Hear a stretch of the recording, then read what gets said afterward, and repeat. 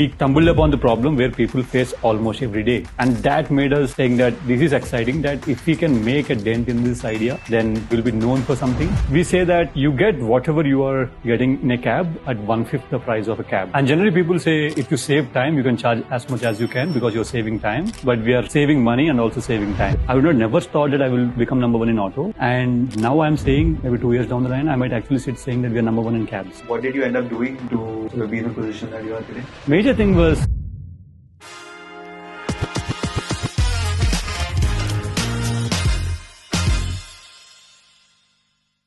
Hi, I'm Romit. Welcome to another edition of Lunchbreak with Lightspeed.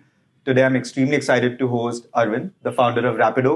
I'm sure all of you are aware, Rapido has recently announced its latest fundraise, making it the latest unicorn in the Indian startup ecosystem. Congrats, Aravind. Thank you. Thanks, Aravind. I believe Rapido is present in 75 cities today, doing 2.5 million rides a day, making it the largest mobility player in India. Yeah. Incredible story of hustle and resilience and building a mobility app, right? You've almost built a company with the hard mode switched on. So yeah, thanks for joining us. Sure. Thanks, Romit.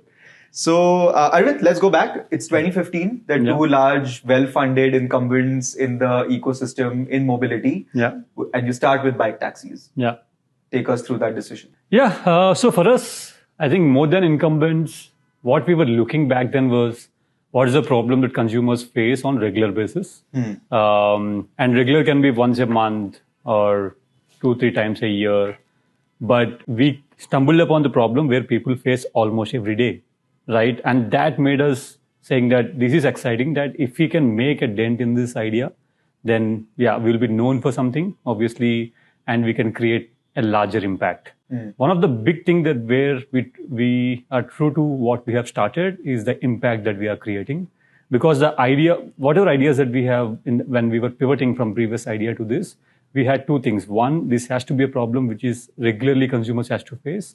At the same time, we had to create certain impact. Yeah. And that the combination of that is where somehow definitely I will not call it as everything is luck, but this idea which came in of bike taxi, where we said that after hearing this, there are some ideas where you hear and then say that I think this will work. Yeah. And I think it has to work. Yeah. Right? It just because if you look at the value proposition of bike taxi, we say that you get whatever you are getting in a cab at 1/5 the price of a cab. Right. So an average ticket size in a cab is closer to 300. And we are serving right now at 60. Back then it used to be like 45 rupees. So we said, okay, it has to work, right? Because it's the same value proposition, but at much affordable price, right? So, and hence we said, okay, it's worth solving for bike taxi. One thing that what we realized is after we starting, that's when I got to know that this concept already existed in Indonesia, called Gojek. Correct. And this existed in Africa, called Boda Boda. Correct. And India is the only country where two-wheeler is the common man's vehicle and it's not used as taxis, right? So I think that is the thing that we said, okay, this is going to work. It's just that there are challenges. Incumbent is one challenge. Fundraising is going to be another challenge. And many of them, many of that. So those are the challenges, but maybe there are a few advantages of starting early. Like we were like, okay, this logically it has to work. Let's go. Right. So if you had to give one year or 2 years, we're happy to dedicate our time with that. So we went after that. In the initial days, after 25 to 30 days after we starting, Pawan, Rishi, we went as captains. And then we started interacting with the customers on how did they get to know about Rapido. Because it's been hardly a month, 20-25 days. Initial days, you do a lot of hacky ways of marketing, right? Where you go and distribute pamphlets, you tell your friends to drop an email in their company. So very hacky ways of marketing.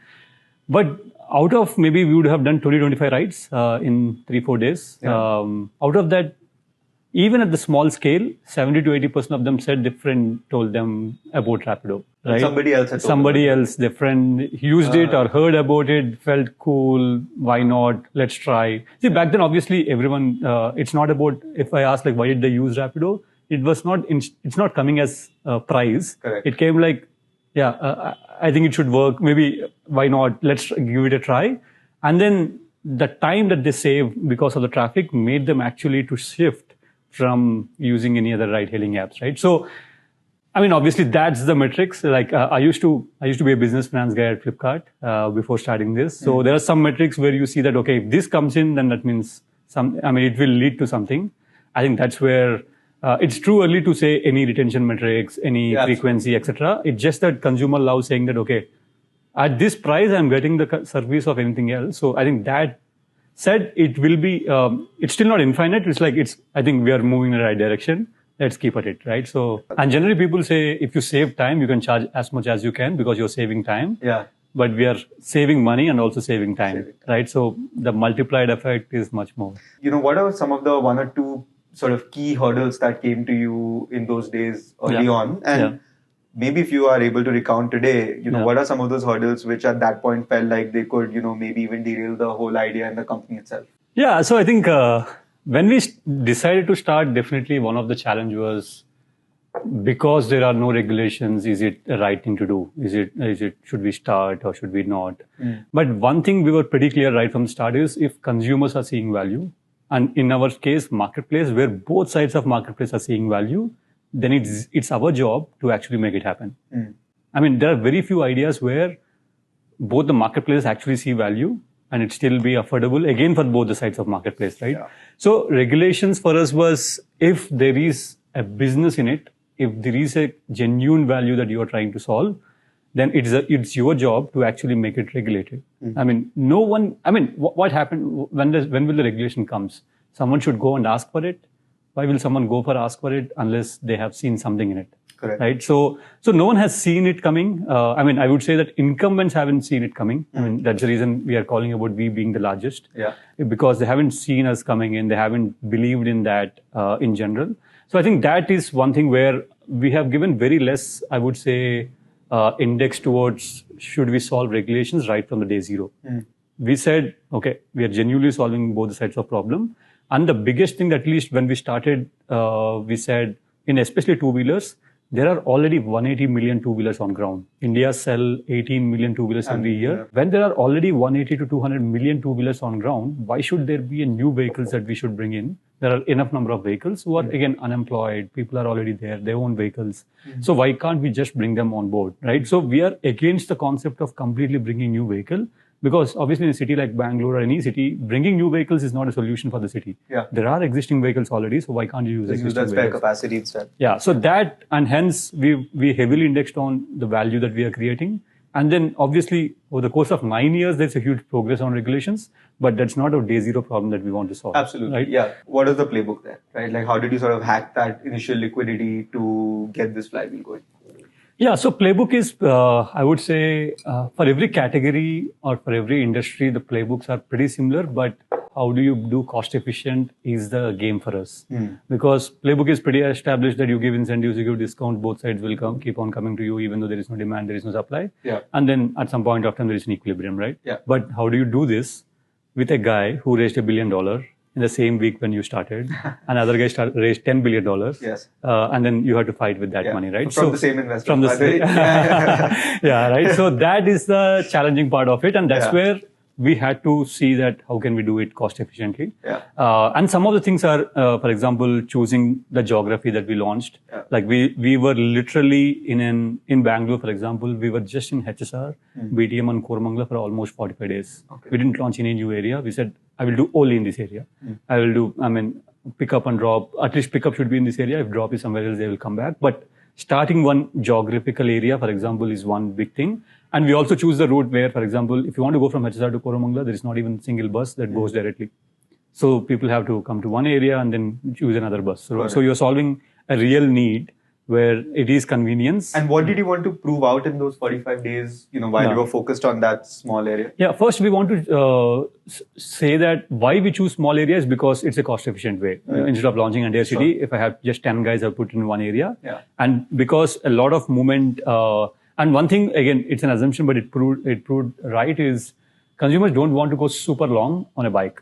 Right. Maybe at 6 kilometers, 20 minutes is fine, but maybe not an hour of one and a half hour of ride, right? So we had to choose a small area. It's a bit intuitive. It's like food industry or quick commerce where you confine the area, radius, right? Yeah. So we launched with that. And what we want to prove is definitely consumers sitting behind a stranger. That's the biggest barrier that we want to enter. Like, will anyone sit behind a stranger on a two-wheeler? That is one. And number two, will this marketplace work? Like, will the pickup time be lesser? I mean, back then we used to have a benchmark of 6 to 7 minutes. Like, if I can come in 6, 7 minutes, then maybe it's fine. Right now we are at 4 minutes, the pickup time. So we just want to prove this. Like, sitting behind a stranger is one North Star metrics. Rest everything is like too early for us to solve for cancellations and all these things, because it's like it's a controlled marketplace. Like drivers were on MG, etc. So we want to just prove sitting behind a stranger exists, or people are okay with it, and then slowly will the consumer come again. But in the course of 45 days, at least we thought people should come back. If not every day, but at least once in 2-3 days, etc. So we want to do that. So for that, we thought area is still fine, because a lot of people still stay. Like, people stay in a PG nearby office. They come from nearest bus stop to office by walk. So we were like, let's attack just these guys, like youngsters staying nearby, 2 kilometers, like 10 minutes ride. So if we can solve that, then and then hence we were not even priced in the steady state, right? We priced like hardly 20 rupees, 25 rupees. So we were also not proving the unit economics, like it's obviously too early. We were like, sitting behind a stranger has to exist, and then we'll see on whether we can create a marketplace around that. You know, one of the things that I hear often is that many startups find PMF in Koramangala and Ranagar. It's just like it is the most probably tech-forward neighborhoods in India. In your experience then, when you saw, the PMF got proven in the sense that there was organics, people were okay to sit behind strangers. How did you generalize that towards, okay, you know what, if this works in this area, it could potentially work in other neighborhoods, perhaps more traditional? Perhaps of older vintage, not the young student crowd. So the way that we again, we didn't expand the user base on, okay, now we have to go beyond this user base. That's not the thinking. We went just geographical expansion, like from Koramangala, where are people going? Let's say maybe in Ranagar, maybe in MG Road. From HSR, where are they going? Maybe BTM or maybe Electronic City. So wherever, because we took pickups, but we are not picking up from the drop locations, because that's the geography that we have chosen. So wherever they go on drop, we used to launch their pickup. So slowly that's how we expanded towards the entire city. But we were never proving that, okay, now students are using, can I make females use it, from old timers use it, old-going people using it. So we are not going in that, we didn't go in that way. We thought like early office goes is still a big segment to create the initial marketplace. So that one TG? So that one TG, and then some of the things got solved by itself. Like, people like that TG anyway stay closer. They are anyway youngster, or they are single.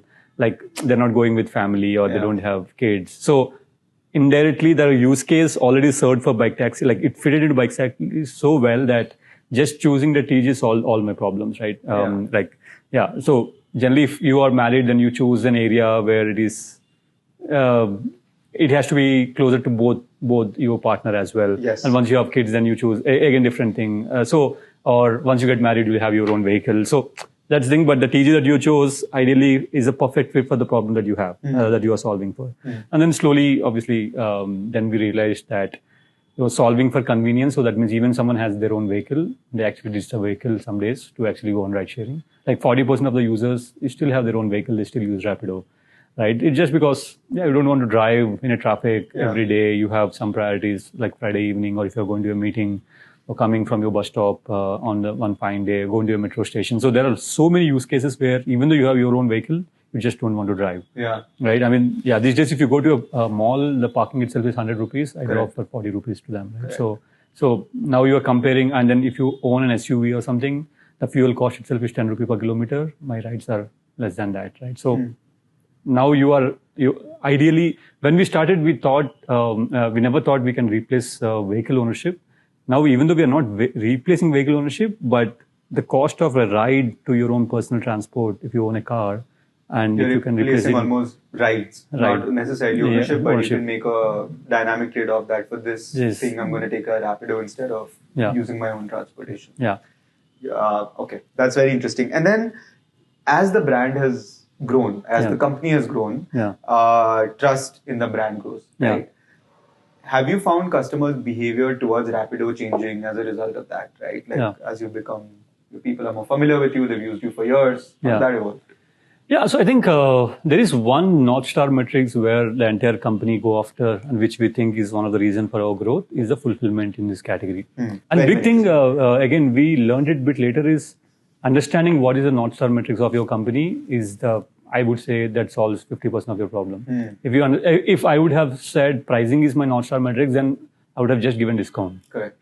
And then I would have never known, actual my problem is something else, right? How large is auto, by the way, for you today? Auto is as big as bike in terms of orders per day. Got it. In terms of GMVs, it's 2x to bike. And when did you launch autos? In COVID, during second wave, closer to 2020 August, but you can say 2021. 2021, right? Yeah. So 3 years. The point being that it was significantly after, let's say, when other players in the market had offered auto, which is already large incumbents, have distribution, they already offer that on the platform. Yeah. How did you think about your right to win in that? And then how did you go about sort of executing on that belief? Yeah, when we have started, at least it's a combination of what is the next thing that we can start. And what is the consumer use apart from bike taxis?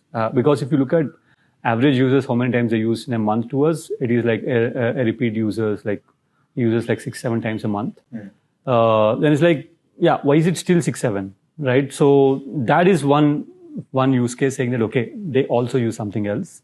And a lot of times it is actually a competition app because I'm not serving certain use cases. So that is one thing. And obviously there's something in COVID, we have seen it is auto rickshaws started coming to online a lot more than pre-COVID. Because COVID is that maybe I would say trigger for them to realize the power of online, where if you don't find it, what does an online ride hailing means? It's a discovery for captains, especially if they don't have demand. And that's exactly what during COVID, where they don't have demand anywhere. So that tailwind is what we want to, we thought that is a time that we need to enter. And we can use the timing of that category. And you will not get timings like COVID where your competition business is also zero.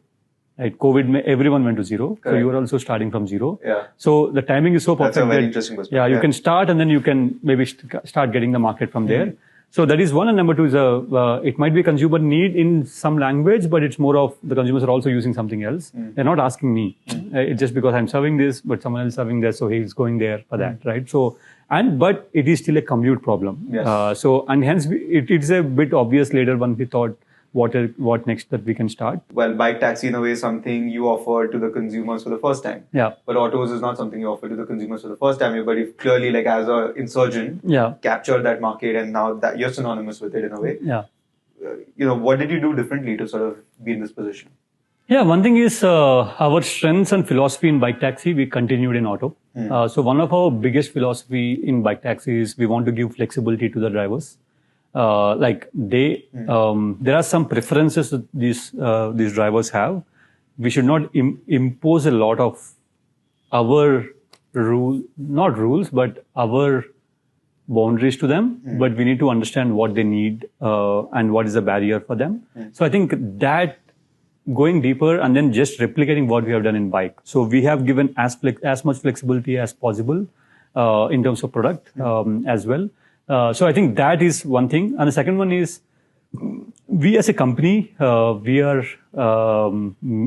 we used to, and we are mostly even now, are very highly focused on captains. It's again, as I said, one of the reasons of why we started is also impact, right? So that focus on just captain first and launching products for captain first philosophy, changing the business model. Like we changed our business model from commission model to a subscription model.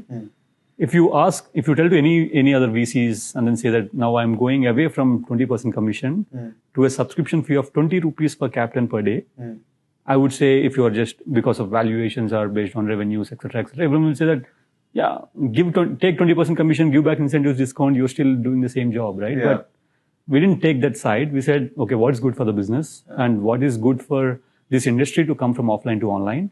And then, obviously that is one other shift, but that step also came in from, as I said, even during those times when we launched autos and when we were kind of growing, our product managers, our product head, or our marketplace city managers, marketplace heads, etc.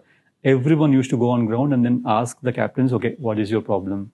What is the problem with your competition, with the other apps that you are using? What can we solve? So maybe give one example of, so subscription is of course one, but maybe give one example of an insight that came through because of this, and that led to, I guess, just better retention of captains on your platform. Big thing is transparency. So back in those days when there is a commission world, I will say commission world because I don't think commission will be the way to go in this category. Commission will go away and subscription is the way to go. I think it will be a global phenomena, not just India. Okay. And hence I would call, in the commission world back then, the challenge with commission is, it used to be a variable commission. Like in some orders, either we or even competition used to take like high commission in some orders, Correct. low commission in so some you weren't orders. sure how much will you earn net of it. Yeah, so correct. that just the transparency changed the game. So before subscription, we also used to have some other model, which is towards that transparency where we said, okay, per order, I will take this much only. So nothing else, right? So that is one step towards transparency. We have seen amazing results. And then we said, okay, if we made it zero via subscription, then we'll see even more larger growth, right? So our progression to subscription actually didn't come in one fine day saying that let's launch subscription. Like we understood like what are the barriers for, because our challenge was we are not competing with Ola and Uber, right? Correct. We are not competing with them in auto-rickshaw industry. The big market is offline where people hail on the road, right? So why are they not coming online? Why are those captains not coming online, right? So that's where, so that interaction, like sending the product manager, sending you head of product and head of marketplace, going on ground and talking to 15 to 20 captains continuously for 10 days, it will give you definitely some insight, which looks obvious, but once you feel it, once you hear it, you will see the volume or of the tone saying that, okay, this is actually the pain. You just understand the intensity of it in a way. Yeah. So we still do regular R&Rs. We call it as rewards and recognition, like how you do for your employees. We also do for our captains. That means literally we are standing in front of them, hearing what they want to say. That's it. We are solving, maybe they raise 10 things, we solve maybe 7 Correct. or 6, and then slowly we get better at it. But the intention of going and hearing what they want to say, we still stay true to that, because we know we are here to actually create value on both the sides. And we are not here to just increase the prices or do something. Your path to profitability or to good economics or sound unit economics was not by actually increasing the prices. Yeah. You're very clear on keeping prices affordable for the segment, right? Yeah. You're the number one player. You have the highest fulfillment rate. Yeah. You could choose to do that if you want to. Yeah. Why have you taken the decision to not increase the prices? Yeah. And then given that, how do you see, Rapido going on a journey of a path to profitability? Yeah. So I think one of the big reasons is penetration. If you look at the number of trips that we do or entire industry does, it's still hardly 5 to 6 million orders per day. The country, all of ride-hailing apps completely on the 5-6 million a day. So which according to me is pretty low, right? For a country of 1.4 billion. Just to give you the equivalent number in China or Russia or US, it is ranging from 10 million to 40 million, right? So Didi does 40 million rides per day in China. Yandex does around 10 to 12 million in Russia, 20 million in US. So for the kind of population they have, right? And all the players together, not just Rapido, is still just 5 to 6 million a ride in a good day, right? So it is still very, very less penetrated. So in a less penetrated market, increasing the price for your profitability is not good for anyone in the long term, right? It's very good on short term, show profits and maybe raise money because you're profitable. But what does that mean? You're not growing, you're not increasing the category, you're not penetrating. So that is one of the reasons. And in India, if you have to keep solving because again, if you see the mission that we are going after, we are saying that we want to solve for majority of Indians. We want to solve for like millions of people, not just solving for top 10 million people, right? So if you want to solve for that, if you want to solve for tier 2, tier 3 cities, etc., you can't keep increasing the prices for the same service that you are giving, right? So I think that is a philosophy, that penetration is still low and your fulfillments are good, but it doesn't mean anything because you're hardly solving for few people, which is penetration. So I think that is the reason why we said, okay, we'll not increase the prices. You were competing against, Uber and Ola, having raised massive rounds. It would not have been easy to pitch to VCs. What did you end up doing to sort of be in the position that you are today? Be less dependent on money. But major thing was always our numbers speaks. We were able to show the growth. We were able to show the consumer love, irrespective of the amount of money that you have. So we took that path, right? For example, in the initial days, we didn't have a lot of money, so we launched Mysore instead of launching, let's say, Delhi. Right? So the choice that we made with the capital that we had, but still proving a point that whatever it happens, whether you are in or not, I'm going forward and I'm showing our numbers, right? A lot of times it's about numbers than story, because our story is like, yeah, we are one other icon in the app, right? So for somebody, right? So it is not something different for us to actually tell, because everyone says I'm solving for billions, right? So no one says I'm solving for 1 million people, right? So now the story is not different, and hence the execution has to show and the numbers has to show. So I think that's what changed. Like we kept on showing that irrespective of the capital that we raised, and then we were always conservative from a spend of money. So we said, okay, think as if you don't have this money, right? So, and hence we were never dependent on money, because we have gone through the first 3-4 years of lack of whatever capital, or in one way it actually helped where we didn't have a lot of money. So we always thought, okay, what else can you do with the small amount of money that you had, right? Last thing that I want to know from you, what is the one thing that you believe in today that Aravind of 2015 would not have believed in? Oh, you can disrupt incumbents. You would not have believed that in 2015? Yeah, I mean, so again, we never thought of going after their market. Now, if you see, we are going after their market, right? So I would not never thought that I will become number one in auto.